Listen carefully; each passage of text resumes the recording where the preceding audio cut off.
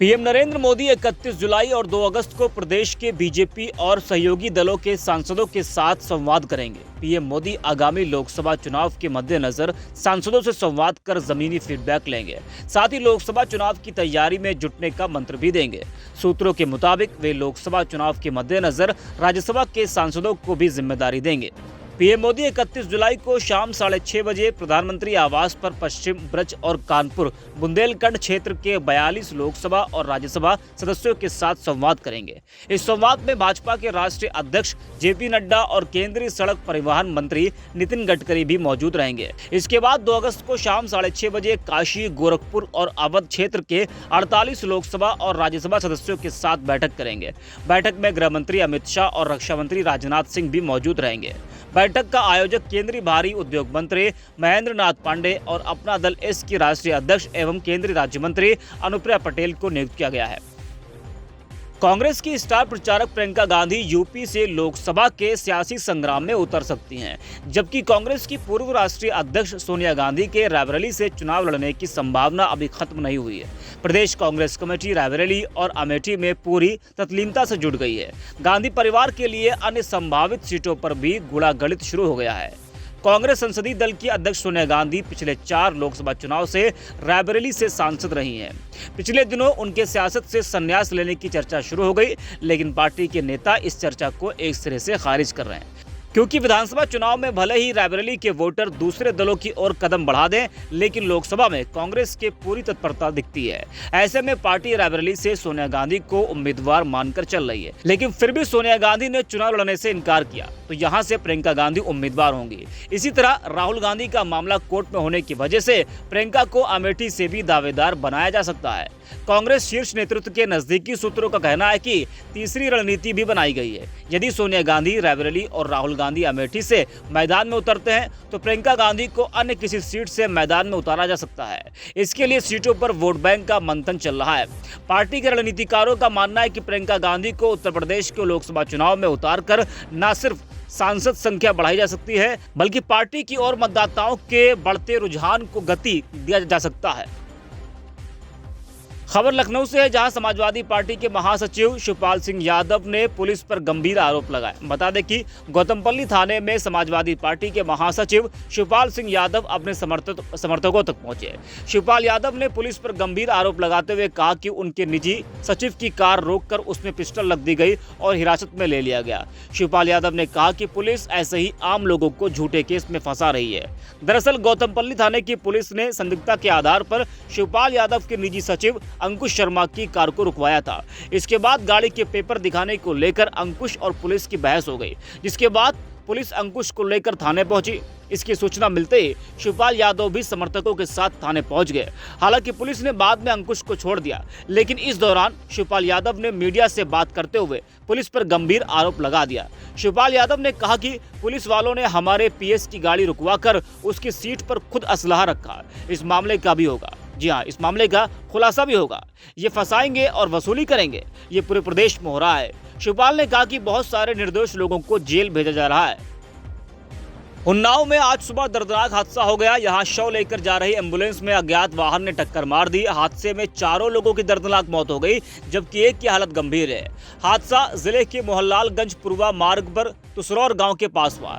यहां अज्ञात वाहन ने शव लेकर जा रही निजी एम्बुलेंस में टक्कर मार दी। हादसे में मृतक की पत्नी और उसकी 3 बेटियों की मौत हो गई। वहीं चौथी बेटी की हालत गंभीर है। उसका कानपुर के निजी अस्पताल में इलाज चल रहा है। हादसे की सूचना पर एसपी, एएसपी, सीओ सहित भारी पुलिस बल मौके पर पहुंचे। टक्कर इतनी तेज थी कि एम्बुलेंस के कच्चे उड़ गए। घटना के बाद एम्बुलेंस चालक भाग निकला। उसको पकड़ने के लिए टीमें लगी हैं। आपको बता दें कि मोरावा थाना क्षेत्र के कस्बा निवासी धनीराम सविता की कानपुर हैलेट में इलाज के दौरान मौत हो गई थी। परिजन प्राइवेट एम्बुलेंस से शव लेकर घर जा रहे थे, तभी सुबह करीब 5 बजे अज्ञात वाहन एम्बुलेंस में टक्कर मारते हुए निकल गया।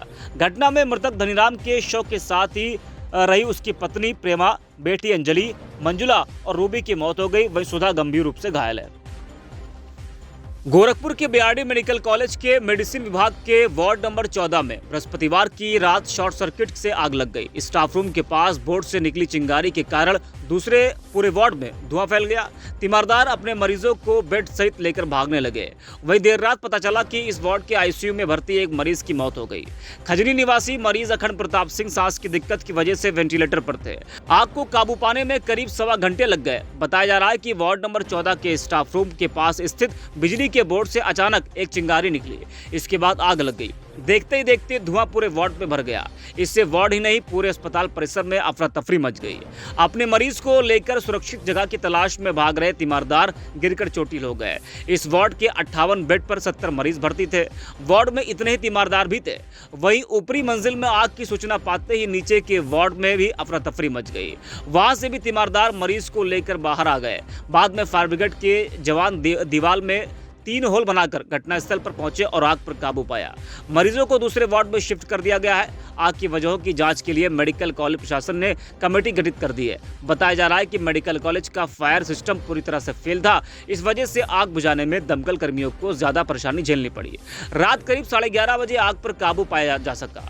उधर घटना की सूचना पर DM Krishna Karunesh, SSP doctor Gaurav Grover भी मौके पर पहुंच गए थे। अफसरों ने पुलिसकर्मियों को मरीजों को शिफ्ट कराने में मदद के निर्देश दिए। वहीं वार्ड के आईसीयू में भर्ती मरीज की मौत के बारे में मेडिकल कॉलेज प्रशासन ने पुष्टि नहीं की है। वह किसी भी मरीज की मौत होने से इनकार कर रहा है। मरीज की मौत आग से फैले धुएं की वजह से हुई या बीमारी की वजह से, यह भी स्पष्ट नहीं हो पाया। बुलंदशहर से बड़ी खबर आपको बता दें, बिजली चोरी पर विभाग की छापेमारी। जी हां, बुलंदशहर से बड़ी खबर आपको बता रहे हैं, कटिया डालने वालों के खिलाफ बड़ी कार्रवाई हुई है। बिजली विभाग के अधिकारी और पुलिस फोर्स मौके पर पहुंचे। बिजली चोरों में हड़कंप मच गया। 25 घरों में बिजली चोरी पकड़ी गई है। बुलंदशहर के खुर्जा बड़े मोहल्ला तरीनान का ये पूरा मामला है। तो बुलंदशहर से बड़ी खबर आपको बता रहे, जहां बिजली चोरी पर विभाग ने छापेमारी की है। कटिया डालने वालों के खिलाफ विभाग ने बड़ी कार्रवाई की है। बिजली चोरी के मामले में 25 घरों में ये कार्रवाई हुई है और 25 घरों में बिजली चोरी पकड़ी गई है। विभाग के अधिकारी और पुलिस फोर्स मौके पर पहुंचे। वहीं बुलंदशहर से बड़ी खबर आपको बता दें, 40 वर्षीय युवक ने फांसी लगाकर जान दे दी। पारिवारिक कलह बताई जा रही है आत्महत्या की वजह। परिजनों के मुताबिक शराब का आदी था मृतक रंजीत। एक दिन पहले ही मृतक ने किराए पर लिया था मकान। बिहार के सीवान जिले का रहने वाला है मृतक। पुलिस और फॉरेंसिक टीम जांच में जुटी है। सिकंदराबाद कोतवाली क्षेत्र के औद्योगिक क्षेत्र का ये पूरा मामला है। तो बुलंदशहर से बड़ी खबर आपको बता रहे हैं, जहां 40 वर्षीय युवक ने फांसी लगाकर जान दे दी है। सिकंदराबाद कोतवाली क्षेत्र के औद्योगिक क्षेत्र के गोपालपुर गांव का ये पूरा मामला है। पारिवारिक कलह बताई जा रही है आत्महत्या की वजह। परिजनों के मुताबिक शराब का आदी था मृतक रंजीत। ये मेरे साले थे, 3 दिन पहले आए हुए थे, जो कि मेरे पास मतलब 1-1.5 महीने से थे और 3 दिन पहले रूम खाली किए। ये और इनके बड़े पापा के लड़के दोनों आदमी आए यहाँ पे रहे और आप कल जो है उनका बड़े पापा का लड़का झगड़ा किया। उसके बाद वो चला गया। रात भर अपना सोए। सुबह मेरे से मिले थे, बातचीत हुई थी। फिर उसके बाद कमरे में आए। कमरे में आने के बाद अब फ़ोन पे अपने परिवार से बात किए होंगे और उसके परिवार से बात किए होंगे। उसके बाद कुछ आपसी विवाद हुआ होगा। इटावा के बकेवर थाना क्षेत्र के महेवा ब्लॉक की सीएचसी में तैनात डॉक्टर सुमित कुमार की गुरुवार दोपहर अचानक हालत बिगड़ गई। हॉस्पिटल स्टाफ ने तत्काल सीएमओ को सूचना दी। डॉक्टर सुमित कुमार को गंभीर अवस्था में एम्बुलेंस से जिला अस्पताल उपचार के लिए लाया गया, लेकिन रास्ते में उनकी मौत हो गई। जिला अस्पताल में इमरजेंसी वार्ड में तैनात डॉक्टर शिवम राजपूत ने उन्हें मृत घोषित कर दिया। ये महेवा सीएचसी में हमारे डॉक्टर साहब थे, डॉक्टर सुमित। ये सेकंड एमओ के रूम में काम करते थे। अब मेरे पास लगभग दोपहर में करीब 2 बजे के करीब फ़ोन आया था कि डॉक्टर त्रिपाठी के डॉक्टर साहब की तबीयत ख़राब है। तो हमने कहा भाई उनको एम्बुलेंस लेकर के या गाड़ी से जो है ले आइए। तो उनकी तबीयत थोड़ा ज़्यादा ख़राब हुई होगी और ट्रीटमेंट वगैरह करा। उसके बाद लेके आए तो यहाँ तक आते आते उनकी डेथ हो। ये सीएससी महेवा में पोस्टेड थे। ये डॉक्टर सुमित नाम है इनका और वहाँ के सीएससी महेवा के अधीक्षक भी थे। तो इनको वहाँ के इनके स्टाफ लेकर इनको एम्बुलेंस द्वारा EMT 108 से जिला अस्पताल इमरजेंसी लेकर आई थी। ये मृत अवस्था में जिला अस्पताल इमरजेंसी आई थी, जिनको मृत डिक्लेयर करके इनकी बॉडी हमने पोस्टमार्टम हाउस में रखवा दी है और मॉर्चरी में। और इनकी सूचना हमने थाने सिविल लाइन भेज दी है। ये देवियापुर के रहने वाले हैं और जिला औरैया आता है। बुलंदशहर में भारतीय किसान यूनियन टिकैत ने गुरुवार को अपनी मांगों को लेकर चक्का जाम किया और सड़कों पर मंडल पंचायत की। गुरुवार को गन्ना बकाया भुगतान समेत अपनी मांगों को लेकर मेरठ मंडल के किसान बुलंदशहर में जुटे। मंडल भर के किसानों ने सड़कों को जाम किया। इसके बाद भाकियू कार्यकर्ताओं ने अपनी मांगों को लेकर कलेक्ट्रेट गेट पर पंचायत की। किसानों ने शासन के खिलाफ नारेबाजी की और चेतावनी दी कि मांग नहीं पूरी होने पर भाकियू कार्यकर्ता हर महीने की 27 तारीख को मंडल के अलग अलग जनपदों में पंचायत करेंगे। कलेक्ट्रेट के बाहर भारतीय किसान यूनियन के कार्यकर्ताओं ने देर शाम तक प्रदर्शन किया। मांग बहुत है, समस्या सबसे बड़ी समस्या तो बिजली की है, उसके बाद चकबंदी की है। दूसरा, बिजली विभाग तो इतना भ्रष्ट है कि परेशान है हर कोई किसान, हर आदमी, हर जन आदमी परेशान है बिजली से। क्योंकि बिजली एक ऐसी चीज होगी कि हर आदमी की जरूरत होगी है और इससे भ्रष्ट कोई भी महकमा नहीं है। इसीलिए आज हम यहाँ आए हैं। आवारा पशु और गांवों में बहुत समस्याएं ऐसी जो प्रतिनिधि नहीं उठाते, लेकिन हमारा संगठन है हर महीने उठाता रहता है। ये समस्या ना, मांग पूरी नहीं होंगी तो ये तो हमारा है ही। हर महीने की 27 तारीख को हमारी मंडल की पंचायत होती है, हर महीने की 15 तारीख को तहसील और हर महीने की 21 तारीख को जिला कलेक्ट्रेट पे। तो ये पूरे महीने का शेड्यूल रहता है। मानेंगे तो ठीक है, नहीं तो फिर मुर्गा बना देंगे हम तो। जालौन से खबर आपको बता दें, सदर विधायक गौरीशंकर वर्मा ने राजकीय मेडिकल कॉलेज की जांच समिति पर कटाक्ष किया है। उन्होंने कहा कि जांच करने आए अधिकारी सक्षम प्राधिकारी नहीं है। उनका आरोप है कि जांच टीम में एक भी IAS का नहीं होना दर्शाता है कि जांच को शुरू से ही प्रभावित किया गया है ताकि सिर्फ खानापूर्ति हो सके। उनके मुताबिक जांच समिति के अध्यक्ष सहायक निदेशक डॉक्टर मुकेश यादव पूर्व में राजकीय मेडिकल कॉलेज बांदा के प्रधानाचार्य रहे हैं और अभी सहायक निदेशक के पद पर तैनात है। उनका राजकीय स्तर यानी पे मैट्रिक्स प्रधानाचार्य के पे मैट्रिक्स के ही स्तर का है। इससे साफ कहा जा सकता है कि वो जांच करने के लिए सक्षम प्राधिकारी नहीं है। जांच में इस बात पर बिल्कुल भी ध्यान नहीं दिया गया है कि प्रधानाचार्य RK मौर्य कानपुर के स्वराज हॉस्पिटल के मालिक हैं। वो अपना ज्यादातर समय वहीं बिताते हैं और राजकीय मेडिकल कॉलेज में सिर्फ थोड़े समय के लिए ही आते हैं। आज भी वो कानपुर में है, बिना किसी की अनुमति के गायब है। उन्होंने कहा कि राजकीय मेडिकल कॉलेज जालौन के कई वरिष्ठ चिकित्सक भी कभी कभी ही आते हैं। उनका आरोप है कि doctor RN Kushwaha, doctor Pragyesh Kumar, doctor Ghanshyam Chaudhary, doctor Parth Sarathi, doctor beauty भगत और तो और पीयूष मिश्रा तो नोएडा में कोचिंग पढ़ा रहे हैं। सभी को मेडिकल कॉलेज में उपस्थिति दर्ज होनी चाहिए। इनमें से किसी की भी CDR नहीं निकलवाई गई है। न ही स्थानीय स्तर पर मौजूद जनता से पूछा गया या डॉक्टर आते हैं या नहीं, जबकि सरकार द्वारा स्पष्ट आदेश है कि बायोमेट्रिक अटेंडेंस लगे कि राजकीय मेडिकल कॉलेज में इसकी व्यवस्था नहीं है। जांच के समय शिकायतकर्ता को भी नहीं बुलाया गया ताकि मैं साक्ष्य न दे सकूं। उल्टा ये और कहा गया कि वोट बैंक के लिए शिकायत की गई है। राजकीय मेडिकल कॉलेज में टेंडर देते समय की गई अनियमितता व भ्रष्टाचार को उजागर करने की बात शिकायत में कही गई थी। जांच टीम ने यह नहीं बताया कि किस प्राधिकार व शासनादेश के आधार पर टेंडर दिया गया है। विधायक ने कहा कि वो उच्च अधिकारियों और मुख्यमंत्री से राजकीय मेडिकल कॉलेज के भ्रष्टाचार और गंभीर अनियमितता की शिकायत फिर करेंगे। जैसे कि मुझे वीडियो के माध्यम से, अखबार पत्रों के माध्यम से जानकारी लगी कि 26 जुलाई 2023 को लखनऊ से AD मुकेश यादव जी आए थे और मैंने जिन बिंदुओं पर शिकायत की थी उन बिंदुओं को उन्होंने देखा भी नहीं। एक बार में घूमने के बाद वो वापस जाने लगे। यहाँ के पत्रकारों ने उनसे पूछा तो उन्होंने ये जो वीडियो के माध्यम से मुझे मालूम हुआ, उन्होंने ऐसा उत्तर दिया जिस उत्तर को सुनकर मुझे लगा कि ये जिम्मेदार व्यक्ति नहीं थे। ये कहीं ना कहीं मानसिकता इनकी अन्य दल से झलक रही थी और कोई भी विधायक अपने क्षेत्र की जनता को सुविधा दिलाने के लिए संघर्ष करता है और मैं भी करूंगा। और अगर उन्होंने इस तरह का बयान वीडियो के माध्यम से मुझे आया है तो निश्चित रूप से उचित अधिकारियों पर अपने पार्टी के लोगों से सलाह लेकर उनकी शिकायत करके उनकी भी जांच कराऊंगा कि एक ऐसे जिम्मेदार व्यक्तियों ने इस तरह का बयानबाजी की है। ये निंदनीय है और उनके खिलाफ जांच कराने का मैं अधिकारियों से वार्ता करूंगा।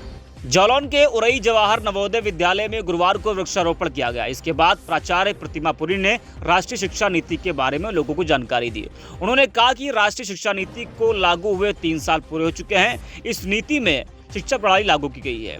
इस नीति में 5-3 3-4 की शिक्षा प्रणाली लागू की गई है। इसकी मूल आत्मा में भावी ग्लोबल सिटीजन तैयार करने पर जोर दिया गया है। उन्होंने बताया कि नई शिक्षा नीति 2020 में शिक्षा को कौशल विकास के साथ जोड़ा गया है, जिससे छात्र स्कूली शिक्षा प्राप्त करके बाहर निकले तो वह अपने जीवन को आत्मनिर्भर बनाने में सक्षम हो और अपने समाज को आगे ले जाने और देश की आर्थिक स्थिति को मजबूत करने हुए ज्ञान के क्षेत्र में भारत को विश्व गुरु व नॉलेज सुपर पावर के रूप में स्थापित कर सके। उन्होंने बताया कि अगर 12वीं के बाद एक वर्ष छात्र स्नातक में पढ़ाई करता है और उसके बाद किसी व्यक्तिगत कारण से आगे नहीं पढ़ाई कर पाता है तो उसका 1 साल बर्बाद नहीं होगा। उसे 1 वर्ष की पढ़ाई पूरी करने पर ग्रेजुएट सर्टिफिकेट मिलेगा, जिसे वह आवश्यकता अनुसार उपयोग कर सकता है। इसी प्रकार विद्यार्थी 2 वर्ष स्नातक में अध्ययन करने पर डिप्लोमा सर्टिफिकेट और 3 वर्ष की पढ़ाई करने पर स्नातक डिग्री ले सकता है। इसी प्रकार विद्यार्थी 2 वर्ष स्नातक में अध्ययन करने पर डिप्लोमा सर्टिफिकेट और 3 वर्ष की पढ़ाई करने पर स्नातक डिग्री ले सकता है। राष्ट्रीय शिक्षा नीति 2020 भारतीय शिक्षा प्रणाली में महत्वपूर्ण बदलाव 21वीं सदी के भारत की आवश्यकताओं की पूर्ति में खरी उतरेगा। राष्ट्रीय शिक्षा नीति में 5-3-3-4 की शिक्षा प्रणाली लागू की गई है। इसकी मूल आत्मा में भावी ग्लोबल सिटीजन तैयार करने पर जोर दिया गया है। प्राचार्य जवाहर नवोदय विद्यालय उदय जालौन आज प्रेस वार्ता बुलाने का मुख्य उद्देश्य है कि नई शिक्षा नीति 2020 के मुख्य बिंदुओं को बताना है। यह शिक्षा नीति भारत को महाशक्ति के रूप में परिवर्तित करना है। यह बच्चों के सतत विकास पर आधारित है। यह शिक्षा प्रणाली 5+3+3+4 पर आधारित है, जिसमें बच्चा नर्सरी से लेकर कक्षा 8 तक वह क्षेत्रीय भाषा में शिक्षा को प्राप्त करेगा। जो बच्चा 9 में पढ़ रहा है वो आर्ट के साथ साथ गणित विषय भी पढ़ सकता है। इस शिक्षा में कला कौशल के विकास पे बल दिया गया है। शारीरिक शिक्षा व बौद्धिक शिक्षा पे भी बल दिया गया है। जो विकलांग बच्चे हैं उनकी शिक्षा पे भी बल दिया गया है। शिक्षा में उनकी भागीदारी को बढ़ाया गया है।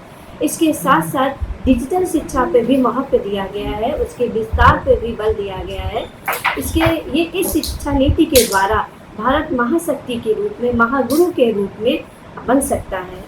इस वक्त देश के कई राज्यों में भारी बारिश हो रही है। कई राज्यों में बारिश का अलर्ट भी जारी किया गया है। तो वहीं उत्तर प्रदेश में भी अब मौसम बदलने वाला है। लखनऊ मौसम केंद्र ने इसका अपडेट दे दिया है।